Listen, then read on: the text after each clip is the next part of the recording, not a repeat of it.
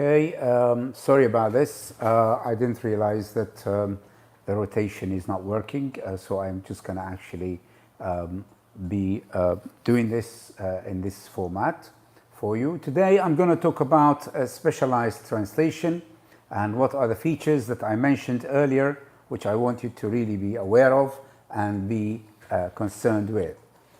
Specialized translation requires, as I said before in the previous video, that it will have the lexical, the syntactic, and the textual, according to Kim Grigo, who has published a book in this regard.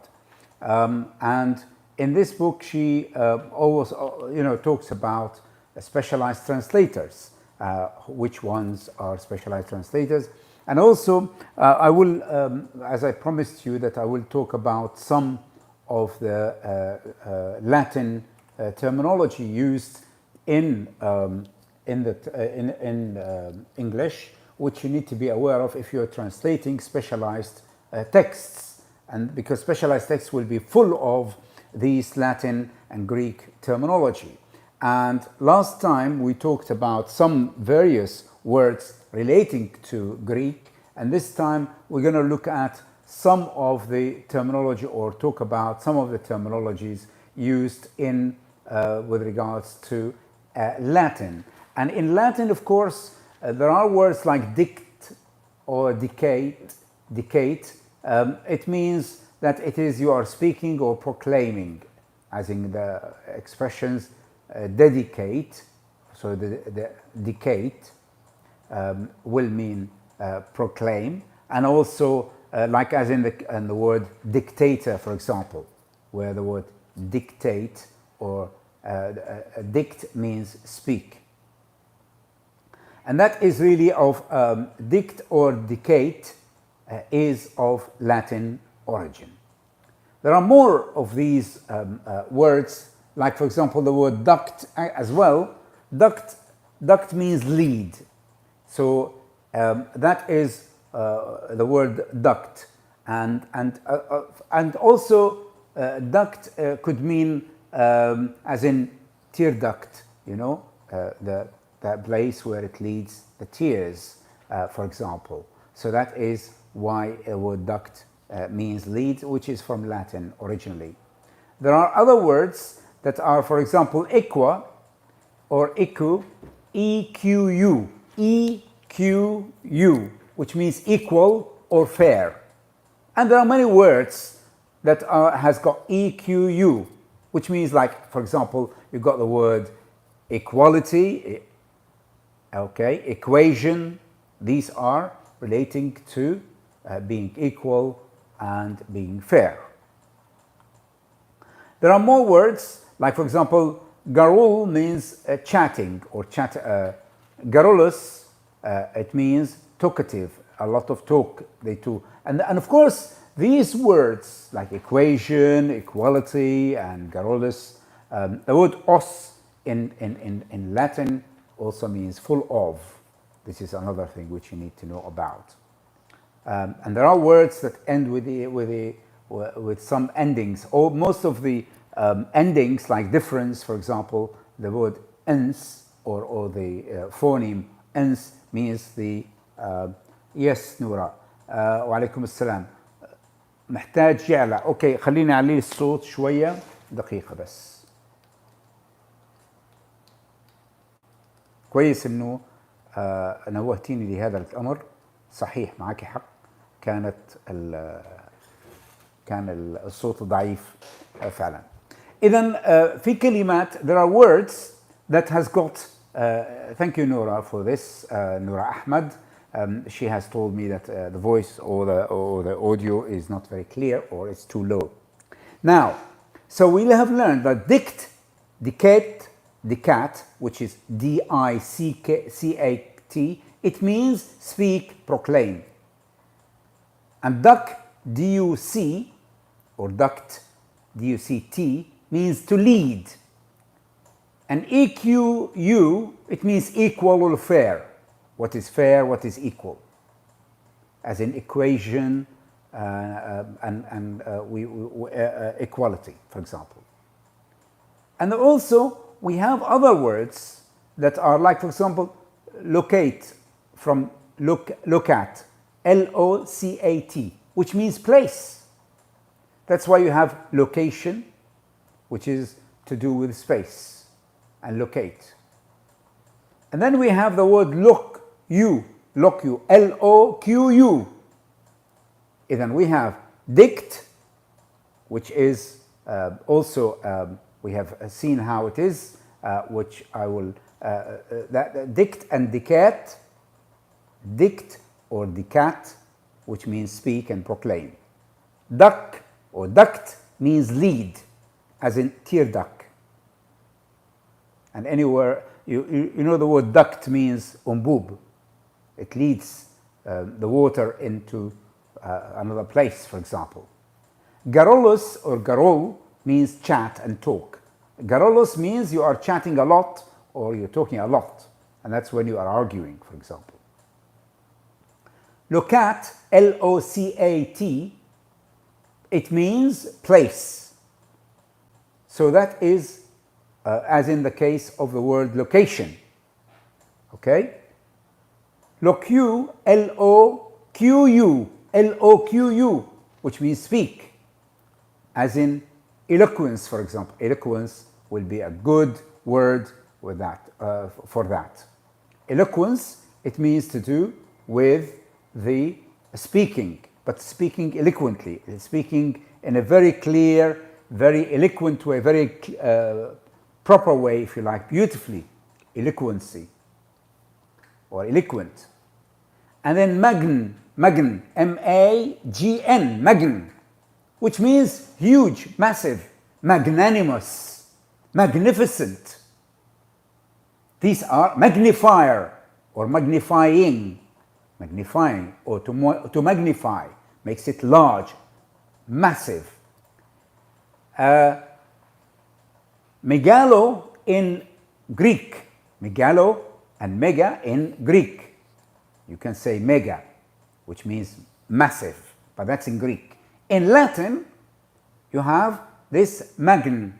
Magn means huge, large, as in magnanimous, magnificent, magnifying or magnify. All of these words mean large, very, very large. Then you have the word, or you have the phoneme S-O-L-I, soli. Soli means single, only, alone. One of the examples is solitaire. Solitaire is from being alone with playing on your own.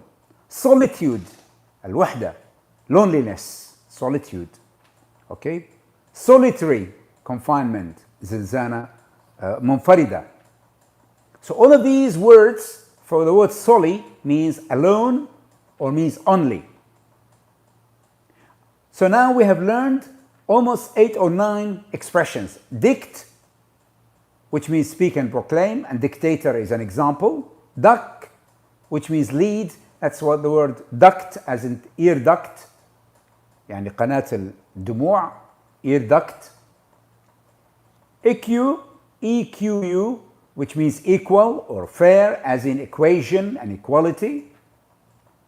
Garo means to chat and talk or to argue. Garolos means full of argument. That's another one. Then you have the word locat, L-O-C-A-T, which means place, as in the case of the word location. Okay?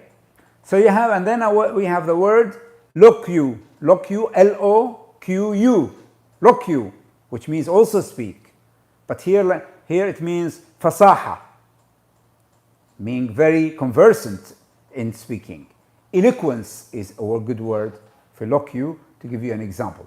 Magn, M-A-G-N, it means large or huge or massive. Magnanimous. Magnifier, you magnify, mukabbir yani. And then we have the word soli, which is to do with being alone or only, as in solitude or solitary or solitaire. All of these words mean that. Then we have a morpheme in Latin, which is VOC, which means voice and call, voc. And of course, from that you can get from the voc, you got the word vocal, okay, vocabulary, voc, how you pronounce the words, okay, so vocal and vocabulary. And then we have the next one will be, these are of course, all of them are roots. And what is roots? You know, when you have a term, you have a prefix and suffix, as we learned in the Greek session. That's the session before this one. You have the root, and you have prefix and suffix. At the moment, I gave you only the roots, as in VOC, which means voice. But now we can move on to what's called prefixes, which come before the term as a morpheme. And the prefixes are quite a few of them. But for example, the word ben. Ben, or the prefix ben, means good. Benign. Benign معناها حميد. As in benign tumor. يعني ورم حميد. Of course, there's the mal, which is the opposite. We'll come to that in a minute. But that's what it is. Ben, benefit, beneficiary.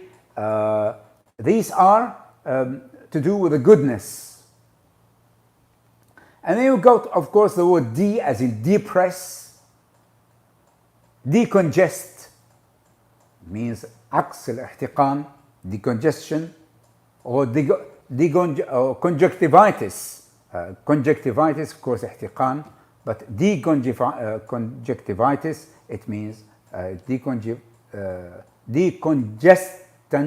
decongestant means the one عدم الاحتقان. So D means from or away or down, as in depress, press and depress. This is another word for D, which is a prefix. Another prefix which is very common in English as well is in and im. And they both mean either in, as in inside, or it means the opposite. In terms of being the opposite, for example, you've got consistent, inconsistent. That's the opposite of consistent. Appropriate, inappropriate. These are the opposites of these ones. But there are ones that are not opposites, but they mean inside, or that is like, for example, the word, also in the opposites, you got impossible. Okay? But the in also can actually, or im, can mean not only the word not, but it's the word in. Yeah, it may be involved in. Incriminate, implicate. So in or im is related to the Latin root. And this is a Latin morpheme, which is the in and im. And then we move on to intro and intra, and that is very important. Intra means within, and intro means within. Introduction, I would say the duct. Duct is to lead. Introduction means to lead inside. So intro means within. Intralingual. Intralingual means within the same language. So intro means within, to go inside, to be within, and intra means also within, and they are both prefixes which you need to know about. In Latin, from Latin. These are from Latin. We talked about the Greek ones before. This is the time for the Latin ones that we need to look at. Also, there is also we talked about ben means good earlier, as in benefit, beneficiary. Benign, as in tumor, يعني ورم حميد. So now we look at something that is not, that's the opposite of ben, which is mal. And mal here, it means the bad, no good, ill. Maltreatment, for example. Maltreatment, it means the treatment is not a very good treatment. Malignant is another one which is opposite to benign. Benign, معناها حميد. Malignant means khabith. Waramun khabith. Malignant tumor, for example. Malignant tumor. So that is for mal. ما نفكر فيها مثل العربي نقول مال علي مال. Mal, M-A-L, in English. I'm talking in English, not in Arabic. And it's a joke here. So, malignant, maltreatment, maladjustment, also again the same kind of way of treating them. يعني تعديل خاطئ, malignant, خطر. Also malicious is another word which is relating to being evil and not being benign. So that is really a good expression here. Of course, there is more prefixes, and we are talking about prefixes. Prefixes are morphemes that come at the beginning of the term. We have the verb, we have the prefix, and prefix, by the way, it's one F, not two Fs. Like, for example, pre-operation. That is before the operation. And then is proactive. Proactive means you are active before it happens. But of course, there is a difference a little bit. But I think proactive means you are trying to be active so that something would not happen. And that's what pro means, proactive. That is really some of these prefixes which you can actually work on, or you can try to remember. But what about the suffixes? Because we've finished now with the prefixes, and seems to be that's something that you can actually learn from. Then you have the suffixes. For example, in suffixes, most of the Latin suffixes we know about in a way. For example, the way AL at the end as a suffix. National, as in nation and national. Okay? Educational. Okay? So that is really well-known AL, which makes a noun an adjective. And this suffix makes it an adjective in English, and it is from Latin origin. Also, there is, of course, the word ate, as in causing or doing, as in the educate, liberate, humiliate. Okay? So all of these have got these elements of causing, that kind of element there. So then you have the ens, as in independence. Independence, we know independence. Reference, for example, is another word for it, with the ens. Ens is a suffix, and suffix is double F, and most of the words that end in ENS and ENCE, as independence, independence as well, they are all suffixes that are from Latin origin. They are from Latin origin. So it's important to learn them and know what they are. Of course, there's the ION, as in education, nationalization, and so on. All of these shin or ION, it means the quality or the condition, most of the time in Latin. And then we have iti, as in electricity, which also can mean condition and quality. Or in other words, you're making it into a noun. So ENCE makes it into a noun, and iti, I-T-Y, makes it a noun as well, as in simplicity, specificity, and so on. Electricity, all of these will be from Latin origin. And os, as in courageous, courageous, courage, courageous, and it means full of. Os, and also OSE, OSE, as in the case of verbose, full of words. So the word O's, O-S-E, and O-U-S, both are morphemes that are added at the end of the word. That's why we call them suffixes and not prefixes. I hope that I've given you a good idea of these different Latin morphemes, whether they are roots, suffixes or prefixes. These are the three different ones that we have learned today, whether it's dict, as in predict, for example, and you have ben, as in good, and mal is bad, and dictate is to speak, and then you have LOQU, which means to be very conversant in the language, yani fasih, locate, for example, location, also equality, where it comes from equal and being fair and being equal. And then also we looked at the ENC, which means that you're making it into a noun, or ity, as in equity, for example, and soli, as in only or alone, as in solitude and solitaire, which we know about, and also the words introduce means, intro means within, and intra means within.